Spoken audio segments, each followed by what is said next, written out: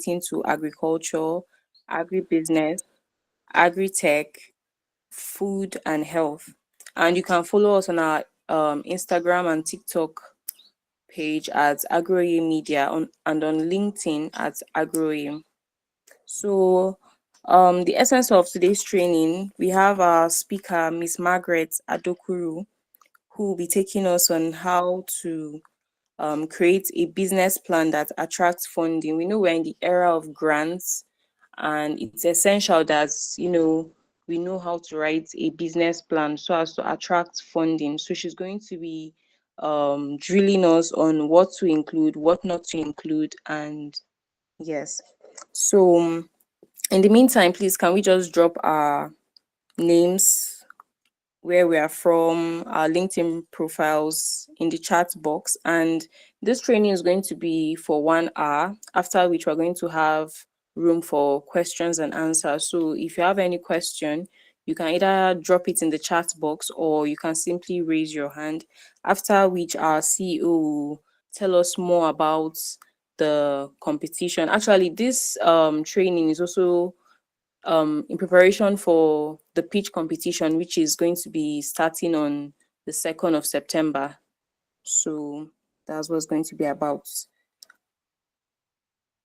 Well, from now, I'm going to hand over to our speaker, Miss Margaret Adekuru, to talk more about how to create a business plan. She's the founder and CEO of Margarita's Farm. Margarita's Farm is a producer and processor of plantain to plantain flour. So, Miss Margaret Adekuru, you're welcome. You can take on. Thank you. Good morning, everyone. My name is literally Margarita, not Margaret. So good Oh, I'm so morning. I'm sorry happy. about that, ma. It's fine. It's fine. It's fine. Good morning. My name is Margarita Dokuru. I'm happy to be here. It's nice to be here. So as she said, I am a farmer. Okay, I could add CEO because I own a factory as well. So I'll be your guest speaker for today. So for today, we just have to be as cordial, and because in a workspace, I don't like it to look too official because I feel when it's always too official, we find it hard to assimilate. So I'm a very free person here. You're free to ask questions within the time framing. So like she said, today we're going to be talking on a winning business plan, things you need to get in place for your business plan. But before we get into that, actually, the real truth is, you really need a plan for your business, because your plan is what becomes your goals. So you need to put all these things together and you need to master them, because most times we think all these things is about passion. But even if you have the passion, the vision, and you don't have a good plan to work towards them, to get those goals, it will be in vain. So, like today, now we'll be starting with the business plan. Like I started, your executive summary of what your business should entail, what you need to do, so that, as in just a little summary, just in few lines, so that a layman can actually relate and understand what your business is about.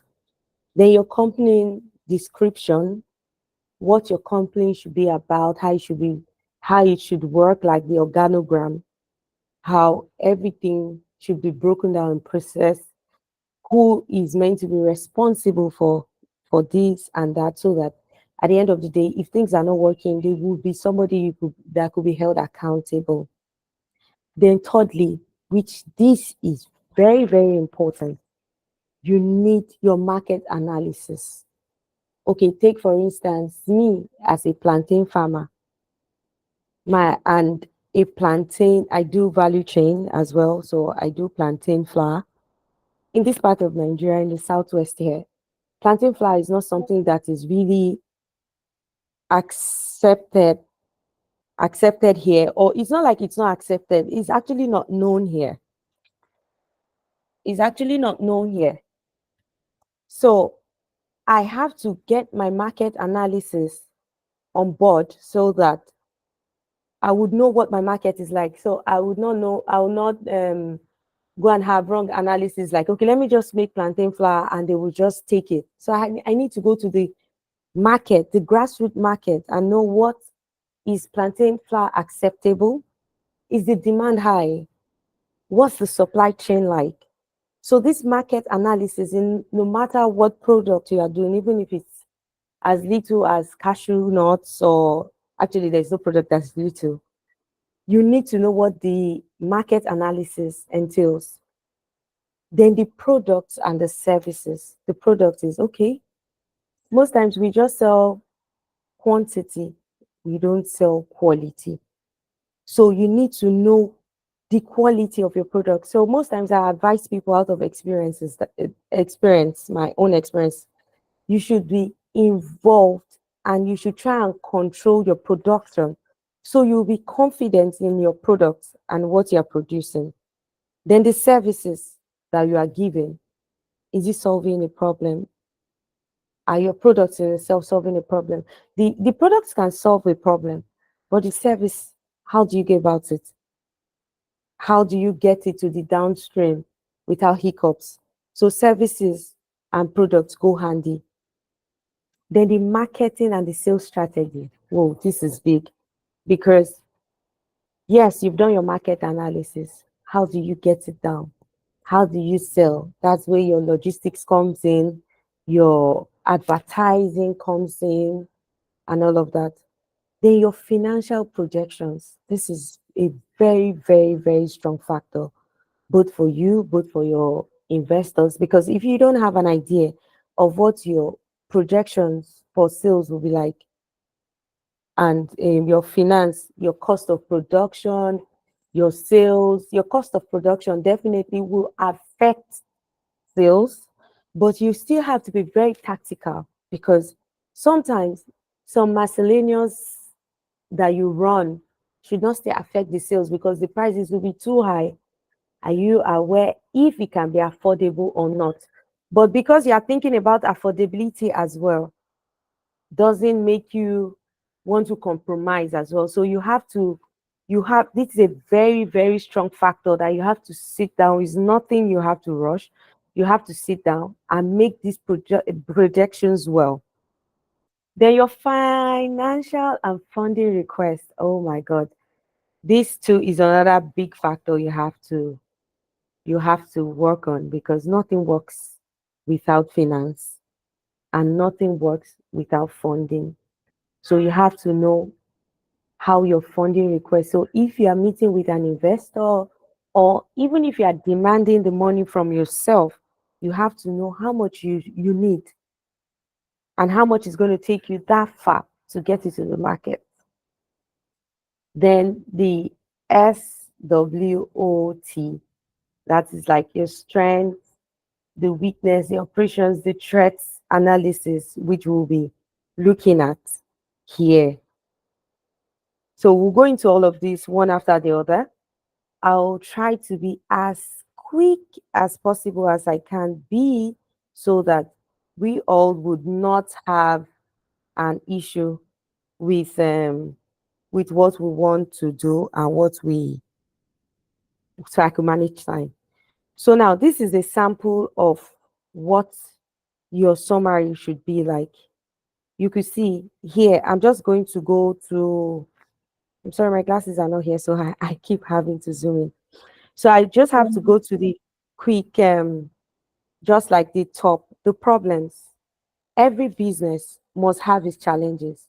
So you just don't have to make us feel like, everything is fine. So like you see here, I've highlighted, but this is too little for me to read actually. Sorry, I left my glasses in my car, so Oh, it's fine, man.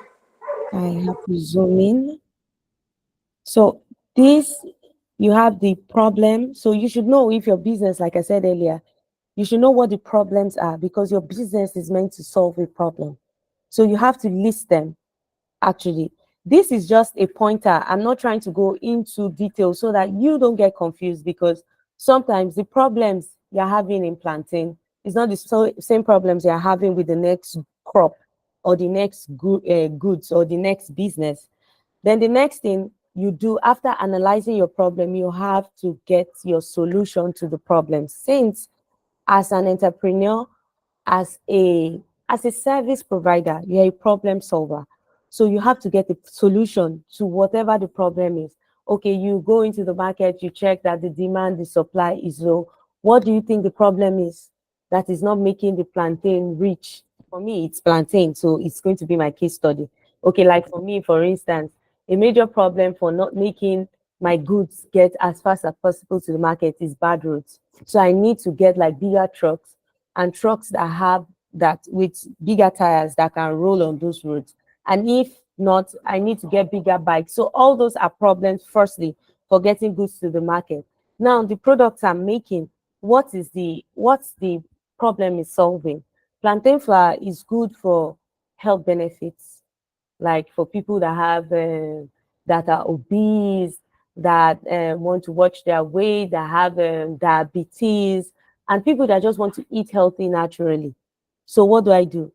That's a problem I want to solve. The solution is me getting a product that will save that. So I have to work on the solution. I have to be involved in my production by not mixing it and making sure that, okay, it's gluten free like it's supposed to be gluten free. I have to make sure that. Then for the logistics, I have to get that across. I have to meet with the demand. I have to make sure the supply chain is rolling. Then now you have to highlight like this. I'm using like a graph to highlight what I feel like the process. You have to highlight the process of the problem and the solution as you are a problem solver. Then the key successes to what you want to do. So when you highlight, you get the solution, you highlight these things together, it leads to a success. So you should highlight the success in your business plan, because the truth is that nobody wants to invest and fail. And these things, you have to get them up and running before you meet with an investor. Because the truth is, if you're meeting with an investor and you are saying that you've not even done these things and you want them to invest, it's like you've not even taken the risks at all. You don't even have the minor experience. So it's always a problem most times. So you should highlight your success, like, okay, I've done these things and this is the success, this is what I've done. So that alone is an edge. Then the financial highlights. Okay, to plow a plot of land, I spent this and this XYZ amount, and it gave me this. For me to get the logistics across to the market, I got this and this and this. This is just the sample I'm just trying to summarize as much as possible. So that alone will show and will make us know that you are really aware of what you are saying, of what you are talking, because you have been in it. You've made your survey and you've made your summary. So on to the next page, we have the company description. You have to provide a detailed information about your agribusiness startup, in the sense that you have to describe little details as low as how you got your land. If that is not like you have to go as far as telling them who you bought it from. No, you have to tell them, oh, you rented it, you bought it, because those little details of renting and buying, firstly, will give you an edge, like your financial edge. So they'll know, okay, this person has invested this much. This person is sure of what she's doing. Then you outline your business structure, ownership, and team management. Like I said, your organogram, your business structure. How many shareholders do you have in your business? If it's a sole proprietorship, which I always advise for starters, is you would state it, and your management team, that is your organogram, who is the CEO, who is the head of marketing, who are you working with, who is the head of your advert, your accountants, if you have all of that. And if you don't have all of that, because the truth is that, let's be real, for most small businesses, most times, or most startups, you can't afford to have all these things at the same time. So sometimes you delegate everything to yourself. But I always advise, most times you have friends that are lawyers, right? You might have friends that are accountants. You can you can bring them on board, and sometimes everything is not paying at the end of the month. If you can give them a share, like some units of the shares of the business, which will help you, which will help you as well. Or if you can, I'm just trying to tell you things that will help you cut costs. Or if you can just strike a deal with them, just strike a deal with them on the organogram, on the management team. That's what I'm trying to talk about. So on to the next page right now. We have on the next slide, we have the market analysis. Like I stated earlier, this is a very, very, very key, a very, very key sport, because you have to go. In fact, I always advise, go to the local markets, because let me use this as an example. Most times when we want to sell our products, we're always targeting the glamours, the rich, the celebs. But I always say, from experience, I advise you to target the layman. Because if you check the statistics of the glamorous, the celebs, the rich, I'm sorry, the poor people are more than the rich people. So I always try to make you understand that target the grassroots, because that's what works, because there are more. And the truth is that you need population for sales. So if I say I'm selling to 20 celebrities at 10,000, or let's just go as low as 1,000, I'm selling to people in like Ifo market as low as 500 naira. But I am sure that in Ifo market, I'm getting like 1,000 people and I'm selling for 500 naira. How much is that? But most times we always get it confused. And that's why I always say, when you go to those grassroots markets, check what the analysis are, check who your competitors are, check what the trends are, check as far as what the adverts that these people do are. Because that's how you see in the market, you see all these tomato paste, Maggi, salt, you see them hire a truck, you see people dancing, and that's their, it's not like those people cannot go to Lekki or go to the mall. Yes, they go to the mall to do all of that. But notice most times, because I've done my market analysis in different parts of Lagos, and most times I sit down to watch them for a while. Take your time to analyze that. Most times, those people in those open markets, they go home empty. But in the mall, you see a lot of people that would, oh, shove you away because they have a lot of options. So now identify your, the second point I stated here is identify your unique selling points and competitive advantages. Now, the truth is this, there is no way you would not have a competition in whatever you do. If you think that nobody is doing it, you thought wrong. So you need to go as far as identifying your own strength.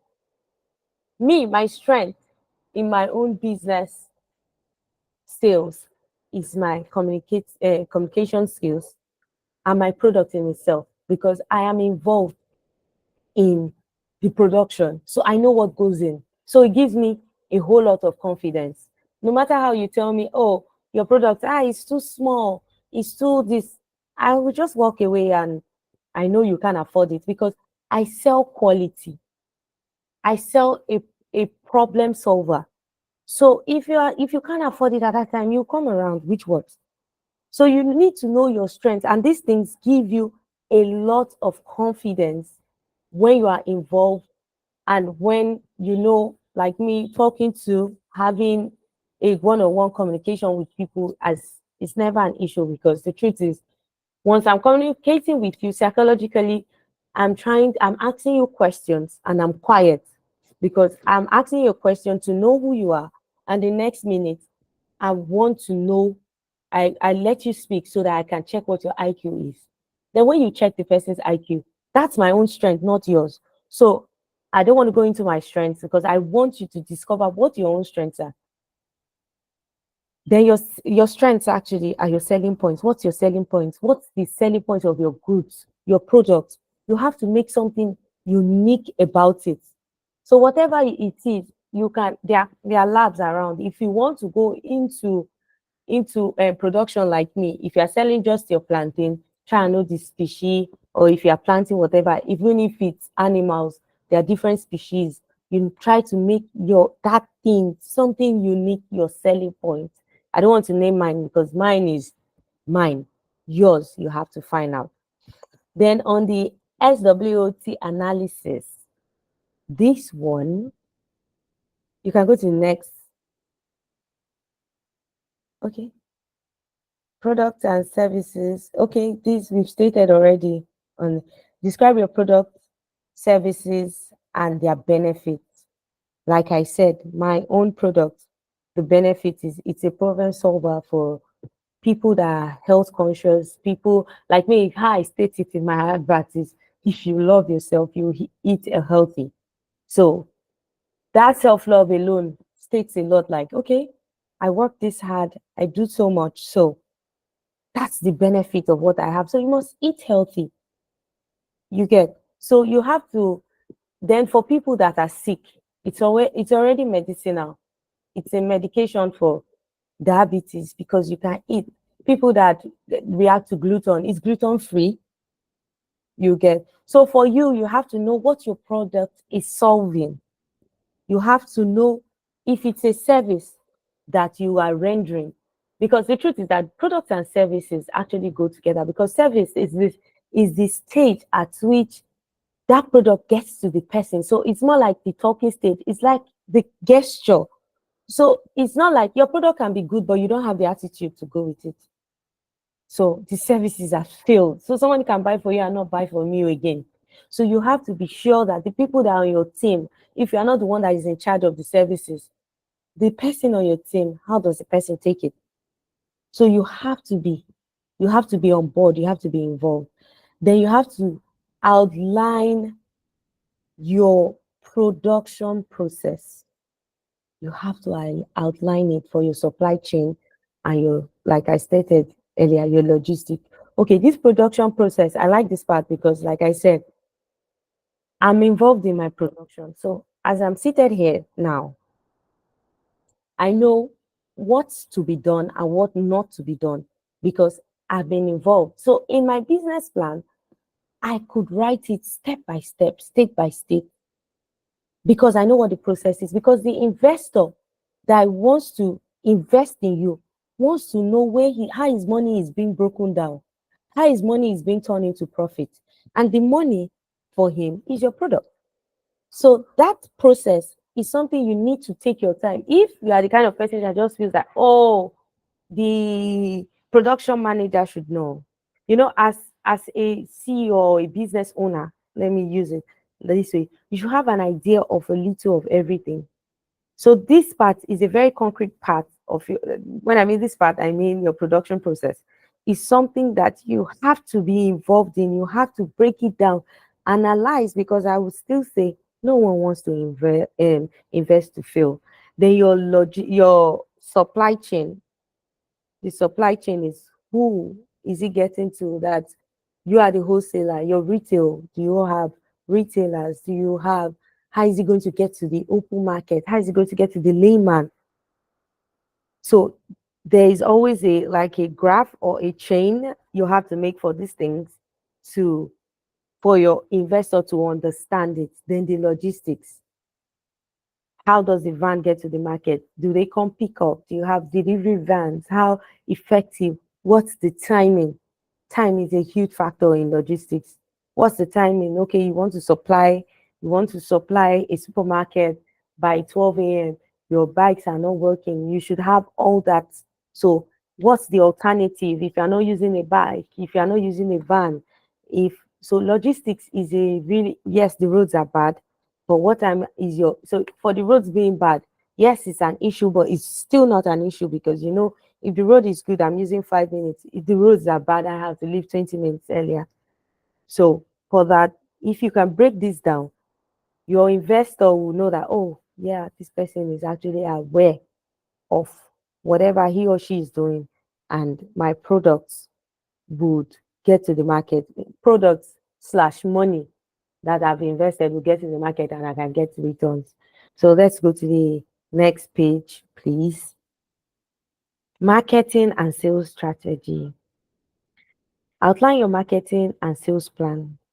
You have to identify your sales channel, your pricing strategy, and revenue productions. Like I said, your sales channel. Who is the how is the channel, the chain going? When you produce, do you just produce and keep in the house, or you produce, people come to pick up? How do you reach them? This marketing and sales strategy, you should be doing this when you're doing your marketing analysis. When you've analyzed, you've seen that, okay, this product will do well in the market, then you now know who you should go and meet, those wholesalers, those retailers. You strike an agreement with them, strike a deal with them.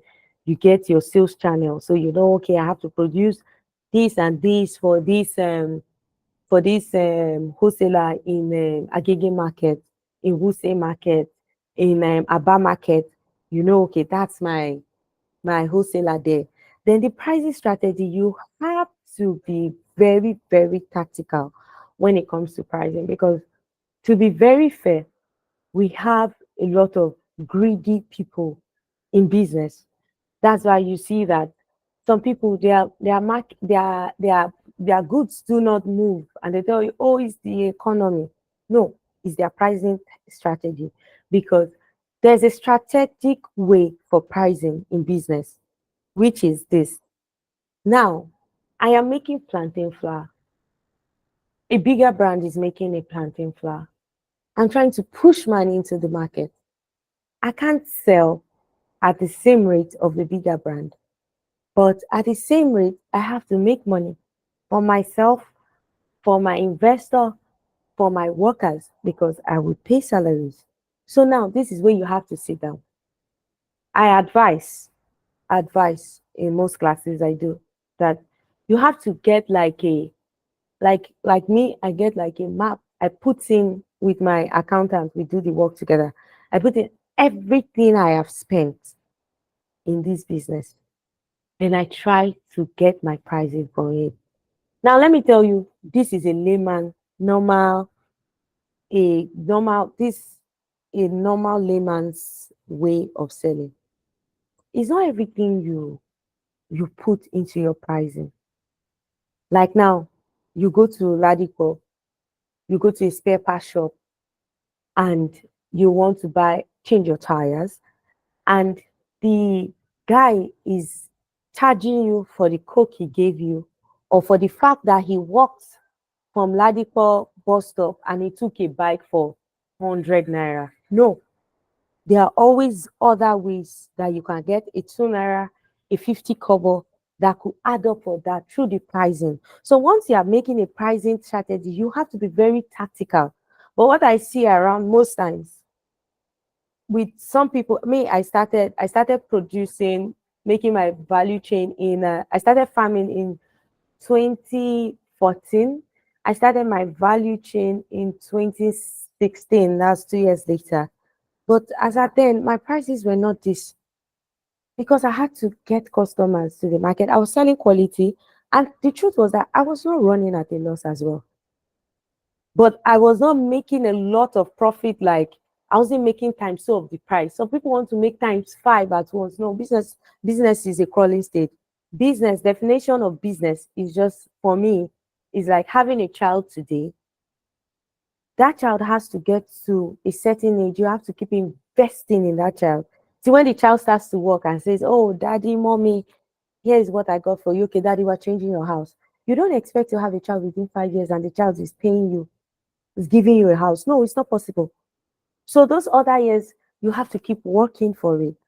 Then on the revenue projections, like we know, I think we are involved with all these tax laws. We have to get it that if you have a business account, if you get your businesses registered, you all know that you have to get your businesses registered before you can acquire grants and loans and all of that. It's an edge for you. So before you get your businesses registered, I always advise, try to always listen to the news to get to know about more of tax laws, or try to get tax officials to work with you on this. So with this, you can know what your revenue projections can be, because either you like it or not, you have to pay taxes. Me, I made a silly mistake when I started paying my taxes when I was working with my tax officer. I was paying some few taxes for what I was not supposed to. Yes, the money might be small. I was paying like 2,500. But for business, it's not small, because business, every 50 kobo counts. So you have to. So like here for this, for the sales channel, you see, I've already made like a like a like a chain for you, like a graph here that says direct, that's companies, websites, that's to direct people, company website, salespeople. I'm sorry, my glasses is not here. I left it in the car. Okay, I'm seeing salespeople, and retail. Then for the indirect distributor, sellers, franchises, VAS and LAS. Those ones, as time goes on, you know what those are. Then for online, yes, you have online, all these online markets. Online markets is actually a very good option. They help as well. You have affiliate programs, partners and retail programs for online. You have marketers like Amazon, Alibaba, if you want to sell online. Like for Nigeria, we actually have like Gigi. I sell on Gigi. Then you have, if it's cars and all, it depends on your product. Just try and make your findings and know what works for you. Check your comparison websites, then social media as a whole, then offline events, trade shows, expos. I'm sure you will have been seeing adverts on some expos like this brand chic Niger. There are a lot, even some churches right now, they do all of this. They could just tell you that, okay, this today is for our youth to come and showcase what they have. Then, like for the pricing strategy, you see, I've already made some some graph analysis here. Rapid skimming strategy, slow skimming strategy, rapid penetration strategy, slow penetration strategy. All these things is just the official names, what I already broke it down in the layman's terms.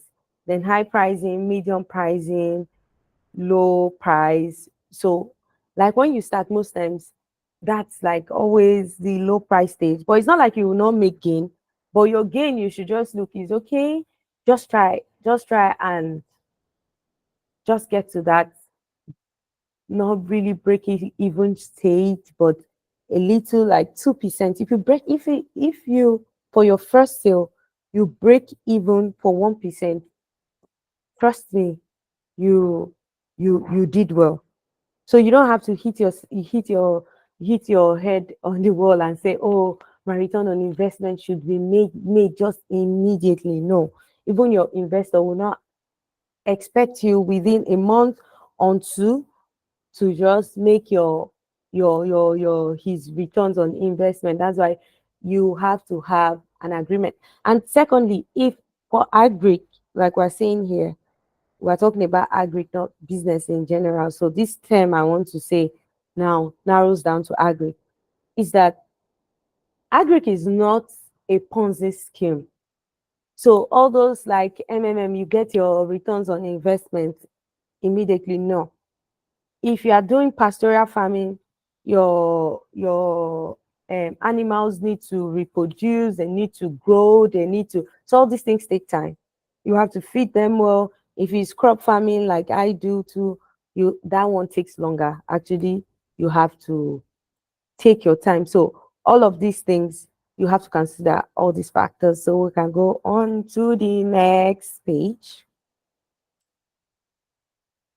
Financial projections, like I stated, you have to provide a detailed financial projections for the next 3 to 5 years, because the truth about finance is that finance keep it going. For you to write a business plan and present it to the next person, it shows that you are sure of what you're doing. Now, let's be really fair. Even if your investor might know that you can't be 100% sure, because everything about, let's even just be general in life, is a risk. But if you can give me a projection that states, okay, this is what I should expect to spend for the next 5 years, it shows that you know what you're doing. You have an idea of what you're doing. So that is interesting already for an investor. And it's even interesting for you because most times we always want to make business plans for investors, but the best thing to do is make it for yourself first. So you can tick, okay, I made this goal, I met this, I didn't make this. That alone will help you grow individually before you bring an external factor. Then you could include some statements, balance sheets, and cash flow statements. So, what this actually means is this: it shows that whatever you are doing, you know what you are doing. So, you don't need you when you drop a document that backs up everything you are doing, it shows that you are on the right you're on the right track because your investor, I just come and I talk. There's no document back here. So it shows that you're a detailed person.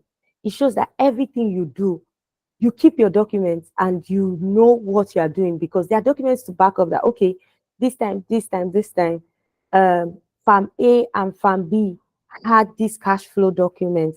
Most times, that's why I say most times you have to have like a good accountant by your side because your accountant will help you get details. But if you cannot afford an accountant for starters, the best thing to do is have a business account and run all your expenses through the account. That's what you should do. That is your saving grace because even if you want to have someone come into your business like a partner, he has to know what has been going. So these documents will be what you have to say, okay, this, because you can't keep everything in your brain.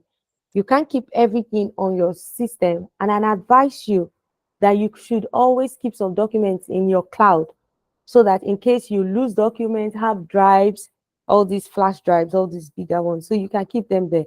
But why I always advise your accounts, your bank statement sheets most times is that you can easily go to the bank and request for your bank statement. So please, we have to be very, very detailed because whoever is coming to your business, even for your own self, sometimes you can forget and say, okay, this last month or last year in August, what was the projection like? What did I do and what did I not do? You could just refer to that, go to your bank or go to your iCloud and get these documents and back them up. It shows you that, okay, this person knows his onions. So on to the next page, we have your funding request. Now, this funding request is something that is very, very, very technical because that's why firstly you have your financial projections with your documents, that is your balance sheet and all of that, your bank statement, whatever it is, just to back up because this will now generate how much you would need to run this business. Like now, take for instance this graph I made here. You have to make, okay, cashew nuts. We need three tons. How much is it cost in the market? Per unit is 1,500. You need how many amount? 4,500. You understand? So with all of this, okay, I need 4,500. I have 2,500. I need an investor that would sorry, please, just 1 minute. All right, ma'am.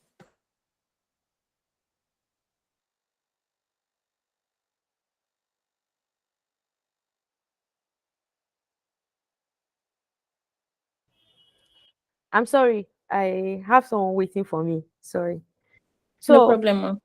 uh, so like I was saying, so all of that you would know that, okay, now I have 2,500.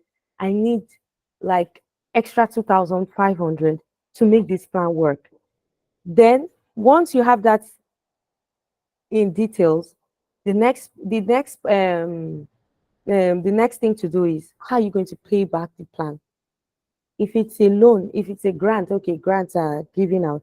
If it's a loan, your lender wants to know how you are paying it back immediately. I remember there was a time when I went to approached the bank to get a loan. That's they had to ask me what my collaterals were like. How am I sure I'm going to pay for this within this period? I had to bring out my business plan and tell them this. Okay. Then I had to show them that okay, but we'll still get to that in like the last page. Okay, if you are meant to remit this at the end of the year and this is not happening, what are we to do and what are we not to do? So because nobody's giving you any free money. Everybody wants to make money and everybody wants to get their repayment back. So you have to have a repayment plan and an exit strategy. So let's go on to the next page. I'm sorry, I'm trying to rush so that we we have time for questions. Okay, like I said, the SWOT analysis, that's the strength, the weaknesses, the opportunities, and the strengths. So now let's start with your our strengths. Your strengths are your selling points, as we know. What are your unique selling points? What are your competitive advantages? So you need to know all of that first. You understand? You need to know all of that. What your selling point is, what your unique competitive strengths, because you must have competitors, what your skills and your experienced teams are like. That's why I'm trying to tell you that you need a good team around you because it's part of your selling point. Your established brand reputation, what it is. No matter how, even if you're not a big brand, even if it's from your church, from your from your neighborhood, from just start something. You just need to start. Then you need your patents, your licenses, and your proprietorship.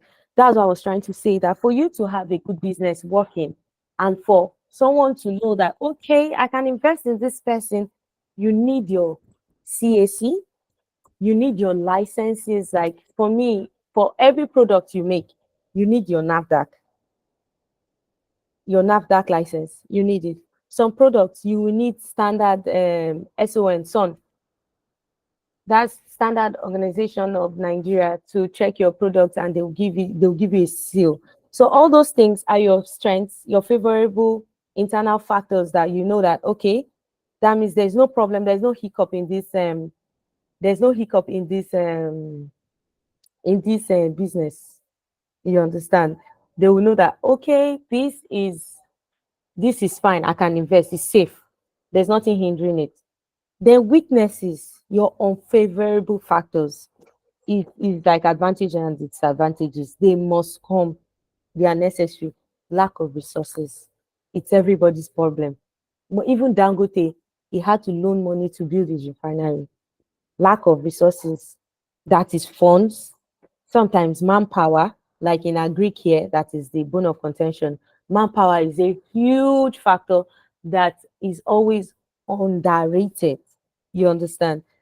Then we have limited markets, knowledge, expertise. That's why I advised earlier. Please go to the local markets and make sure, don't go to one supermarket and think, go to supermarket in different axes of Lagos, go to the ones in Festac, go to the ones on the island, go to the ones on the mainland, go to the ones in Ikorodu. Just make wherever you are. If you are in Anambra, go to Onitsha, go to Oka, go to just take dedicate your time, because the truth about these things is that you're actually training yourself. Then three, insufficient processed or operations. That is your process, the way you operate the business. If you have insufficient processes or insufficient people to help you operate, it can be machineries as well. If they are insufficient, it's an issue. Dependence on a single supplier or a customer. If that is true, that is you can work on. Vulnerability to economic downturns, that is affecting everybody. Then that's for the weakness. Then opportunities, external beneficial factors, growing demand for products and supplies. Like me, one major problem is an opportunity, but it's still a problem, is that my supply, my supply has not been beating up my demand.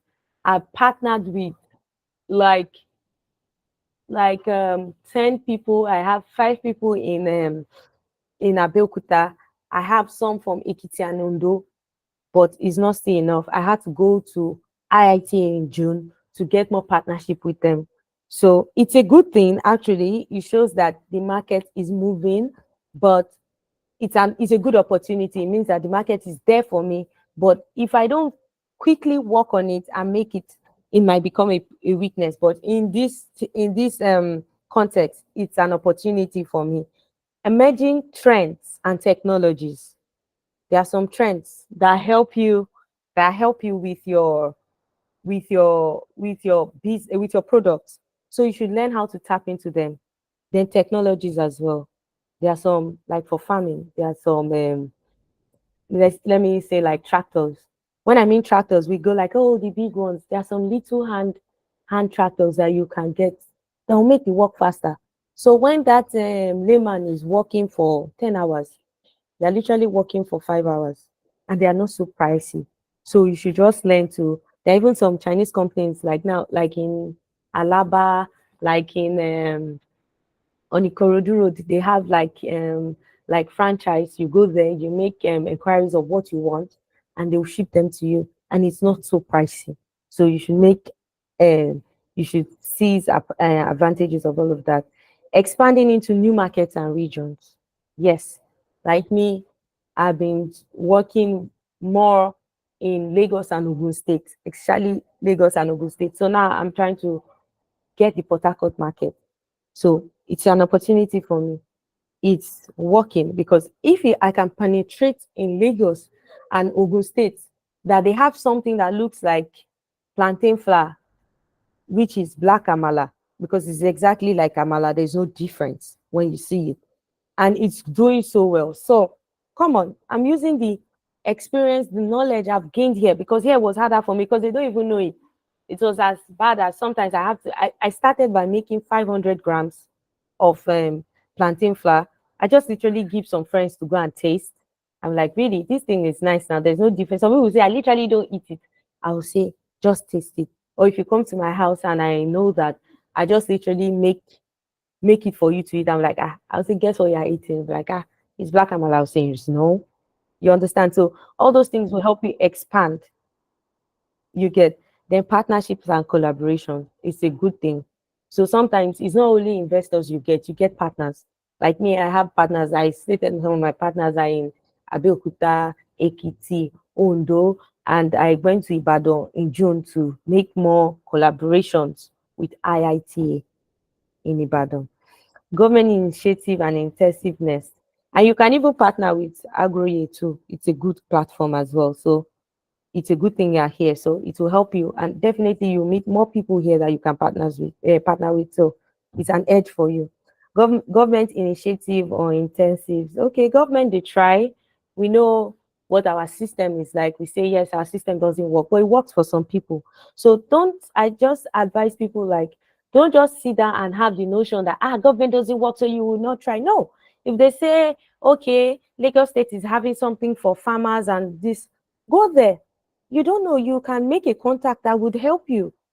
If Anambra State is doing, if Edo State is, please find your way, go there. If they say pay 500 naira, pay 1,000, go do it, do whatever you want to do, and just make it be. So so that is fine. Then changes in regulations or laws. Well, most regulations and laws that they change, some are beneficial, some are not. Some are beneficial, some are not. Just try to just make sure that you are involved in those laws. As I told you earlier, that we should always try to listen to the news, always try to know what is happening around us. Because like me, I'm on social media, but I don't know if they say their faves. I don't know if their faves are. But I have a news platform on my phone. Everything that once they say government do something, I want to know, because I want to know, does it benefit me or not? So on to the next one, these threats. The threats, external detrimental factors. Well, the established players, new entrants, that's people that are in the business, recession, that's people that, like, that there's always a body that heads all these like association of plantain association. Like me, let me tell you a short story. When I was wanting to join them, they refused because my farm is in Ogun State, and they felt like, oh, she's too exposed for us, so she's too educated for us. So I was a threat to them. They couldn't give me a form, and it was fine. Recession, economic downturns as well is an issue. Is an issue for. Sorry, I have to take this phone away because it's disturbing me. So government, the recession and economic downturns, it affects people because when there's recession and inflation, people cannot purchase things. There's no money in the system. So that's when even when you go to open market, I not sell, oh, make government do something. It's the economy that is affecting changes in government policies and regulation. It affects a lot. Like I said, some are positive, some are negative, but in that you just have to keep going. So then disruptive technology and innovation, yes, some people bring, you see that, okay, Facebook was raining yesterday, for instance. I'm not saying it's not raining anymore. They bring another technology and invested so much in Facebook technology and innovation. That's why you yourself have to learn how to be adaptable and be innovative. The natural disasters and environmental factors, like now in Ogun State, the weather has been looking like it wants to rain, but it has not been raining. So sometimes it might be flood, sometimes it might be too sunny, sometimes. So all these things are threats that sometimes there's nothing you can do about it. It's nature. The negative publicity and reputational damage. Be careful of what you post out there. Sometimes you might mean, oh, plantain flour is good for that one. I have the experience. Some people will tell you, there's no need for me to buy plantain flour. I'm not sick. No, it's not for sick people. So now that is a negative publicity because me, I'm putting it out there that it's for everybody. You have to eat healthy, but somebody is telling me that no, it's only for sick people. It's too medicinal. So sometimes we have to be very careful, and most times when we want to do all of these things, we have to think out of the box and we have to check in with everything thoroughly. So I think I've come to the end of my slide. Yes, I know I've come to the end of my slide, and I would be available for questions. Hope you Thank enjoyed you my talk. so much, Ma. We're You're truly welcome. grateful for You're sharing your welcome. experience and your words of wisdom. You're welcome. Please, if you have any question, please indicate. You can drop your question in the chat box, or you can simply raise your hand. Someone is raising his hand. You can unmute your mic to talk.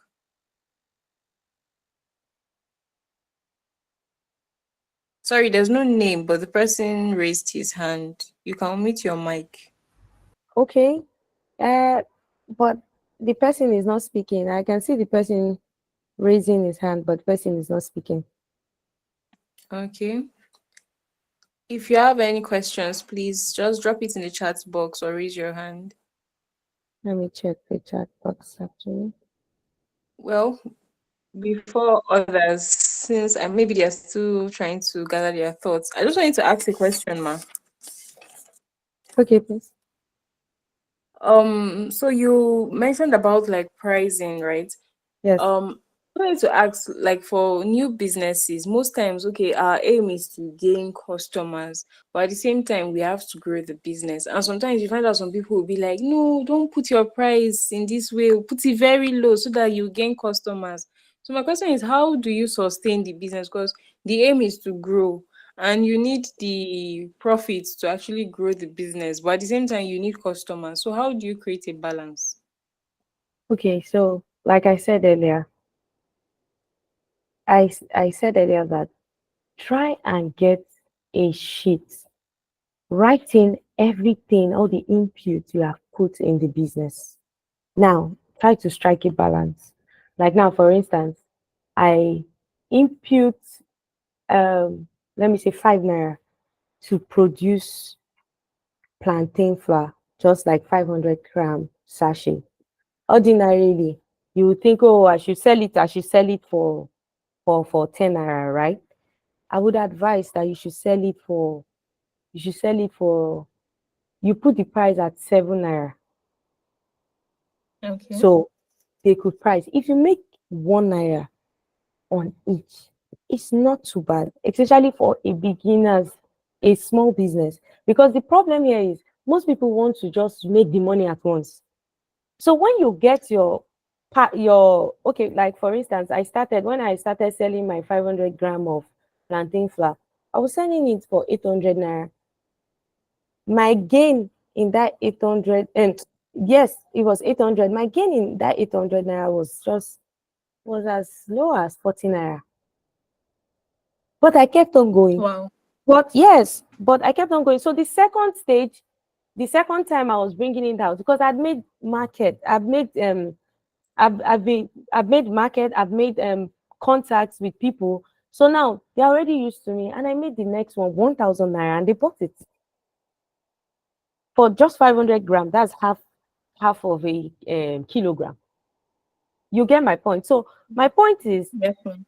you have to be tactical. And secondly, why I made this as short as this, and I was only just using myself as a case study when I was talking, is that I want I want people or business people to be independent. Don't let someone else determine your price for you.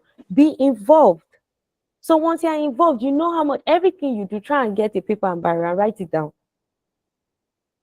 so that you can be able to know, okay, this is how much I have input, this is how much I'm fixing my price. Not an external factor will come and tell you, do you know Lara is doing the same thing and she made her chin chin? No, that's Lara's chin chin. Lara might be getting her own products free. Like me, you can't compare me with another plantain flower. Most plantain flowers that you see out there, they don't own farms. I own my farm. I'm in charge of my plantain. So I'm the one that harvests my plantain. I'm my own supplier for plantain. I don't go to the open market. So it would my own price definitely cannot be the same person's price with the same person that goes to Mushin Idoro to buy plantain. That person must calculate transport, must calculate how much, because me that I own my plantain and somebody buying, of course, the person that he's buying for will put his profit. So Yes. you understand. So all those little factors will affect your pricing. But no matter how you want to make your pricing, don't start to want to just break even or get your ROI within a month or within, no, it's not rocket science. It's not Ponzi scheme. It can't work. All I hope right. that answers your question. Yes, ma. Thank you so much. I think someone dropped in a question. Elizabeth, she asked Okay. that can you give tips for preparing for a proposal pitch, especially for a shy person with stage fright? Hmm. Okay, true. Actually, for a shy person with a stage fright, that has to do with public speaking. But the few tips I can give is that make your proposal as simple as possible, in the sense that just go straight to the point. Make your slides as simple and as short as possible. Then, Okay. secondly, if you want to talk and you are shy, I guess before you go on that podium, try and practice your speech in the mirror. Because even if you know what you're doing, even if nobody wants to deal with a shy person, because once you are shy, you are talking and you're like, it's just, you understand? It doesn't make you Yeah. confident. So, averagely, I think, oh, you don't know what you want to say. And one thing about shyness, being timid or being confident, is a mindset thing. Ordinarily, too, I'm a shy person, but I'm talking to strangers. I don't even know them, but I'm talking with so much confidence because I know this is learning. They have to learn. I have to make Yes. up my mind that I'm not coming here to look at anybody's face. I'm coming here to look at my slides. I'm coming here to talk business. I'm coming here to help you. You understand? Because that's what Agroye has Yeah. asked me to do. Come and help people. So it's a thing of the mind. So shyness is just still something of the mind. But if you really want to go into the mirror, look into the mirror, recite your speech. And that's how I'm saying be involved in whatever you do. You can send somebody when you know already. Go to the Mm. market and come back. Even if you are shy. Okay, when you want to price meet in the market, are you shy to talk to the meat seller? No. You get. Yes, ma'am. Yeah. So Basically, Seth, when you, as a business person, I think you need to gain confidence because you're going to be interacting. yes, I'm seeing another question on the Yes. chat. My question is that apart from some of the government initiatives on agriculture and forums like this organized by Agri, is there any platform we can follow, get info with these forums for agricultural startup or existing farmers? Well, there are a lot of platforms for farmers, but well, what I would advise you to do is follow. If does your farm have a page, like a website, like on Instagram, on Twitter? If you are on those platform, just keep following other farmers like you, so at the end of the day you see them going for farm expos, going for farm, they'll bring up all these platforms on their pages. Like me, my farm has a farm page on Instagram.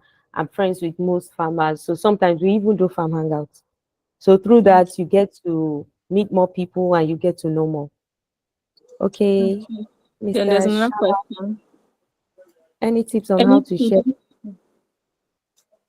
Sorry, ma. Okay, well, there are no tips on how to share profits on investors, in the sense that you and your investors have an agreement, right? So what works for investor A might not work for investor B. So it should be stated in the agreement. He can tell you 60-40 if you agree. Might tell you 50-50 if you agree. If I so that's why I'm always saying it's always best to have like a memorandum of understanding stamped by a legal person. No matter how small your business is, always try to make sure that you do what is right. Get friends that are lawyers that you can pay not so much. Just always try to make all this agreement, try to make your business as legal as possible, because you do not know where this business is going to take you tomorrow. And Yes. trust me, you don't want to be in a legal battle with anyone. So that's what I have to tell you on your sharing invest sharing profits with investors. Any other question? Emmanuel Ebuka, I think you can mute your mic. Okay, good morning, all. I want to first of all start from thanking you, Mm, our speaker. It was so informative, so mind opening. I got a lot of things. I don't know of every other person, but I got a lot of things from what you said. But my question is also in the pricing aspect. So I'm into cucumber farming and crop production in commercial scale. So sometimes we used to have a challenge, and the challenge is pricing too. For instance, now I start harvesting at the 42 day of planting, and then when I'm about to fix the pricing, I can't actually know how many bag I'm expected to harvest. Maybe I might budget for 80 bags, and then because of sudden attack of pest or drastic change of weather condition, or I might not meet up to that targeted bag I want to harvest. Two, I might fix my price for 80 naira when the market price that other vendors sell is 50 naira. You see that I can't even sell at 80 naira because nobody will buy from me, and it's a perishable goods. I need to sell out. So I will have no other option than to come back and sell at that 15 naira that the market is selling. And then trying to explore other market like the malls and every that, sometimes they don't even respond to you. So how do I go about the pricing in that aspect? The first one is there is a market standard. Two is that you don't know how many bags you will harvest. Sometimes you might be working to harvest 400 bags from your 1 acre farm, and then in the whole after doing everything you can do, you're harvesting 350 bags or 300 bags, or you can even harvest 600 bags. So it's not really stable because we are not. It's an open field cultivation. It's not a greenhouse cultivation that is kind of more precise. I don't know if you control. get my question. Yeah. Okay, so your question is, you are trying to ask how you can price your goods in states where you have natural disasters and risk. The truth is, the bottom line is, in a layman's tongue, You see, every business is a risk. So now, you having your business, you have your financial projections, which is generated from your numbering, your number. Because one thing I tell all these my artisans that work with me is that all these things are numbers.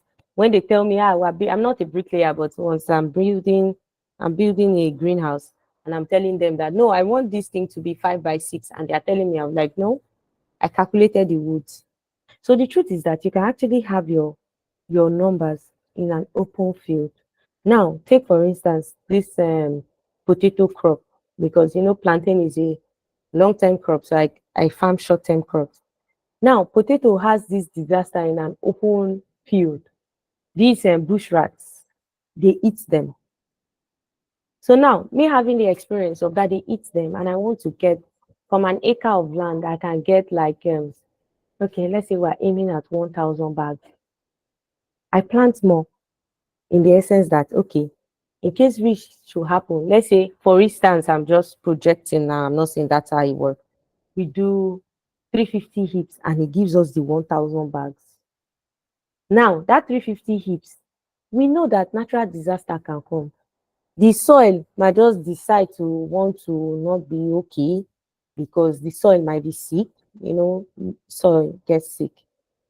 Anything can happen. So instead of me to plant to heap 350 heaps, I would rather do like 700 heaps for that risk. So now it now goes that, okay, I am overestimating, which is keeps you on the safer side. Then on the side that people are selling 50 naira, they are selling 80 naira, and then your goods are perishing. Now, potato is a perishable good. I'm using potato as a case study too because I plant it. It's a perishable good. Before you harvest it, you should get a buyer. So you don't harvest it, put it in the sack, and you are sitting there, you're waiting for 18 naira. No, you should already go. Our potato now is ready for next week. We've already gotten buyers for it since last 2 weeks. We took them to the farm because they said they could not pay for our logistics. They would do logistics themselves. You get. So we already outlined the portions for them. But if you say, you can pay for the logistics, I just want 60 bags, it's fine. It saves you, it saves me. And most times when you do that market analysis, you will have already seen in the market that that thing is 15 naira. So now, as I said, everything you write, you put your input. So most times what happens to normal farmers like us is that we don't work with numbers.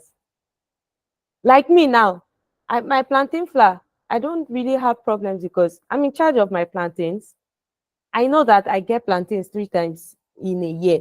That is in bulky harvest. But normally I go to the farm, I get plantains because of the way I planted them. So what you do is that you just try and make and be in control of your production. We are never in control of our production. I agree that natural disasters can happen. Like me, I've been expecting rain. Rain is not coming. I'm using the river behind my farm to pump water because I plant vegetables as well. My farm is by this Ugu river. So most times, those are the factors you should always look out for once you are getting a land for farming. Once you want to try to, I know that yes, natural disasters happen, but try as much as possible to always want to be in control so that once you are not in control, we all just know that it can't be. So at the end of the day, you are in control of what you do and always try to work with those numbers. That's why those cost protections is necessary because it's generated from the numbers you have, no matter how little it is. Always, I'm building a storage house. I'm not a bricklayer, but I know that we're doing 12 by 10 rooms. And me, ordinarily, I have friends that are engineers. I worked in an engineering company before. So I'm having an idea of how many, how many, how many blocks will do all these things. You understand? So if they come back and tell me that, okay, let me give you an instance, just a quick one. I'm building a chamber, like a mini greenhouse for plantain nurseries because I sell plantain suckers as well. And I had a projection when I went to IIT. I did all what I was supposed to do. and I came back. So I already had the measurement. They use feet, we use meters. So I told them 3 feet by, but the wood I got was not adding. I wasn't even on the farm. And I told them, stop it. The wood is not adding. There's something you're not doing. They sent me pictures. Pictures could be deceitful. I said no. And I sent them the picture of me working in the chamber in IIT. It turned out that they were using 5 feet, not 3 feet. It's numbers. So if you get your numbers, no matter how little, you'll be able to control your price, your your output. So the bottom line is work with numbers. Then you'll be able to control at least, even not 100%, at least I can give you 70%. So I hope that answers you, Mr. Emmanuel. Yes, Mr. yes, yes. Emmanuel. All right. Thank you, ma. Khadijat, you can unmute your mic to ask your question.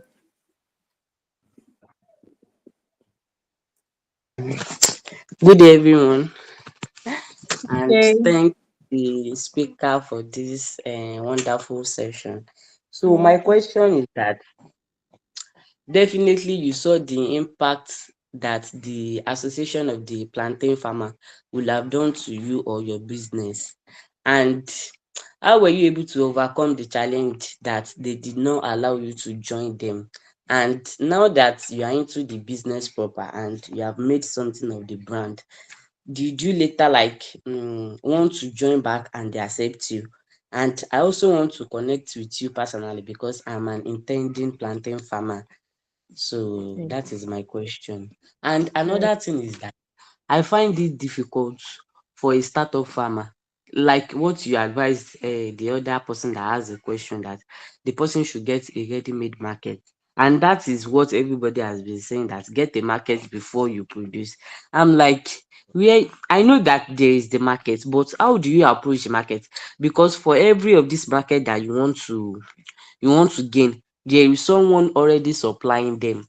Like there Mm. will be some there will be some tactics that you did that made you gain the market, because if you are not a popular brand, someone will Mm. not want to be like, okay, ọjà mi ti ó máa ready in the next week, okay, màá wá bá yín rà. Who does that? They will rather you bring it, or they see what they struggle with what is available in the market. They will not want to like, okay, kí n ṣẹ̀ wá bá yín àbí kẹ́ ẹ. So if you are the one that brought it to the market, you are their mercy. Yes. Oye tó bá ti fi lọ̀ ẹ́ ni, they know that you Yes. will not want to take it back. So what tactics do you employ for them to like, okay, I have this market in the next 2 3 weeks, and they will be willing to, some will even deposit that if the market is ready, that you should call them. I want to Yes. know what tactics as a startup will one employ to achieve that. Okay, like when we're talking earlier, I said my strength as an individual is my communication skill. I'm good at communicating because I listen more actually. When I'm with my friends or we're very casual, I'm the goofy one that likes to laugh. But once it comes to something really serious, I ask questions and I keep quiet. Now, luckily for you, you speak Yoruba, Abi. Now, I find myself in Anambra and I don't speak Igbo. I only can greet in Igbo and I understand a bit. I speak Pidgin. I go as low as possible because the truth is that psychologically, you should know. I don't know, in NYC camps, they do that to us. That's what the orientation. You should have an orientation of the people you are dealing with. The people I'm dealing with in Lagos State are not the same people I would deal with in Port Harcourt. So, firstly, you should know what the orientation of the people are. Like in Ogun State and Lagos State, I deal with Yoruba people. They like respect first. I will first of all start by greeting and sit down. I approach them like I'm just the buyer. Then I start my conversation like, báwo lẹ tiẹ̀ ṣe rí ọjà yìí pẹ̀lú gbogbo nǹkan tó ìyá mi. Nigerians are friendly. You can't take it away from them. They are friendly people. They will just mo dìbò fẹ́lẹ́, I did not vote for this, in case there are people they're like that. It's like, how much do you think how much did you buy this? I mean, I know one a person that sells. I sell it now. They say, ah, it's a lie, auntie yellow. Why are you lying? Like that. It takes sometimes I leave the house in the morning. I don't even drive. I will take normal public transport so that I will have time because when you drive, you start looking for way to park, Abi. No, there's no and I target people that are not far from my farm. Because like now, Lagos, we know the plantain market here is Idioro in Mushin. I went there, I even bought 1 dozen of plantain. Let me make you laugh. Because plantain flour, I told you my supply doesn't meet my demand. So it was not still a loss. And I made friends. And I told them, I interviewed them, their plantains come from the south and southeast. I asked the guy that how if you get plantain from Papa here, how would you feel? The guy said, it will be a huge relief because transport is killing them. So you have to just, I'm not saying that the way you can communicate might be different from the way I communicate, but you should learn one, the orientation of the person you are talking to. I will not go there and go and be speaking big grammar. Hausa people, you know that Hausa people, I'm lucky I can greet in Hausa and I understand Hausa as well. But I can't relate. So when I speak and I get to the stage, I'm hanged. I just say, Hausa, ina jin kadan kadan wallahi. They'll say, ina jin so say we start to laugh. And next thing I'm saying, I'm talking business. So you have to just know how to work. Nigerians, we're lucky, we're friendly people. No matter the tribe, no matter the religion, we're friendly. It's business we're talking here. So you have to just go to that market yourself. Then if you're lucky, you have friends that are Yalojaz, Yalata, that sell all these things. Good edge for you. Then two, another other people that help me, my mechanics that come to work, my artisans, even my workers on the farm, because most times I take contract workers, so they have their own farms. Babalara, báwo lẹ ṣe tètè ta gbogbo kíní? There was a day I was coming from farm. I saw that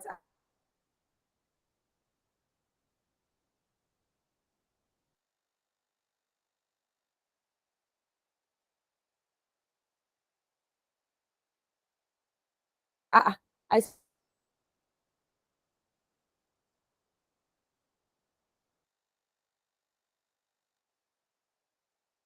network. Hello, hello. Yeah, I can hear you, ma'am. Okay, I thought the network was gone. So, Madam Khadija, what I'm just saying is just that just try and communicate. You'll be shocked at how you get response. Then on the plantain association, well, I didn't go back to them anymore. Like I said, I joined some more advanced um, farmers associations. So I met with more advanced plantain farmers. So like that, I didn't need to join the Association of Nigeria since they kicked me out. I didn't try anymore. But we're all doing fine. So I hope that answers your questions. Yes, ma. Yes, ma. But I need to connect with you personally so that maybe you show me the way of this plantain It's too. no problem. You can connect with me through Agroye. They know what to do. Just connect with the Okay, thank anchor. you so much, Yeah, ma. you're welcome. You're welcome. Thank you. There's no name, but you can speak. Your speaker is on.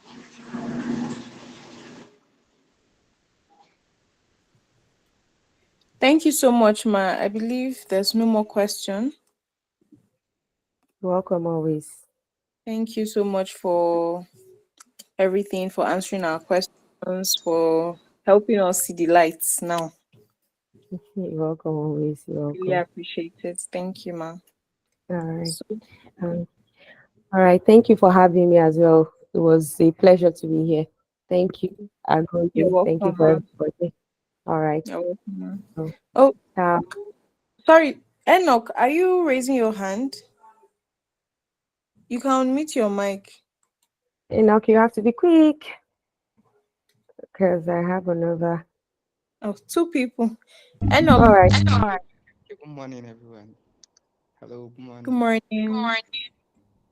Sorry, I actually came up inside this meeting very late, but for the meantime, I was here. Seriously, I actually enjoy this section, and I actually love to be a part of this section more and more again. And for the business plan that you actually that you actually stated. I don't know if it should be possible for us to have the PDF and so on and so forth too, kind of. But it was a very nice time spending here. Sincerely speaking, I learned a lot, and I love all the projections, the numbers, and so on and so forth. Thank you very much. That was just what I wanted to say, and I would love to connect more to this very platform like that again for us to have more knowledge on this very particular aspect, because that has been the major issue, the major problem, pricing whatsoever, how to meet up the market, how to get the market, and so on and so forth. I knew really did a little bit justice to that very particular aspect. So thank you for this. Thank you for this great opportunity. I would love to actually get more again, maybe with time. Thank you. Thank you so much, Thank you Enoch. so You're much, welcome. and you're welcome. You can connect with You can us on connect our with us various on our social various media social platforms. media You can check the platforms. You chat can there. check the chat It's there. there, And you get the and you slides when get you. the slides when. Well, I think Well, I she think went off. went off. So sorry, So sorry, the caller. caller. Maybe you can just send Maybe you in your can just question send and your then we'll get it you'll across get to her. first to her. Thank you all for Thank you all listening. for. So we're going to give time now for our CEO to talk more about the competition and agri in general.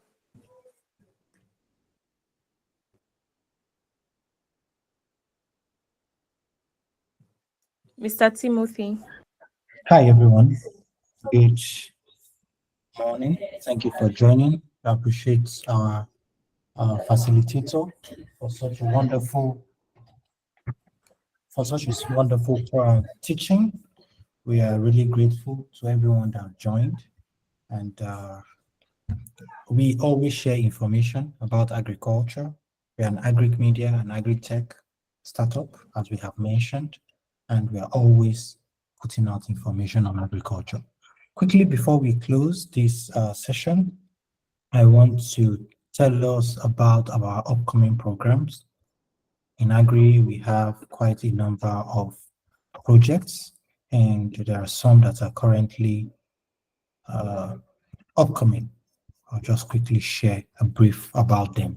The first I'll mention is the 500K Agribusiness Idea competition.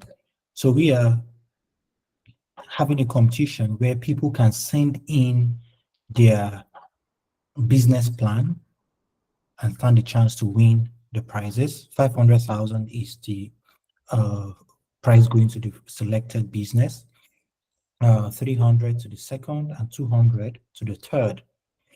Interestingly, the reason we had this training today is to enlighten our audience on how they can package their business plan that can win this competition. We're in partnership with quite a lot, in partnership with quite a lot of companies and brands that can definitely help you. Even if you do not win the first, second, or third, you can get selected by these brands to train you and try to get your business out there. This competition is set to begin by, let me confirm, September 2nd, I believe. Good, we have it here, September 2nd, right? So by September 2nd, you'll be able to go to Agroye and you'll be able to submit your application. Right now, application is not yet open. I would say it's open 2nd September. So by 2nd September, you can start sending in your business plan, and the facilitator, the panelists will be reviewing and select or shortlist the business plans that would go for the pitch.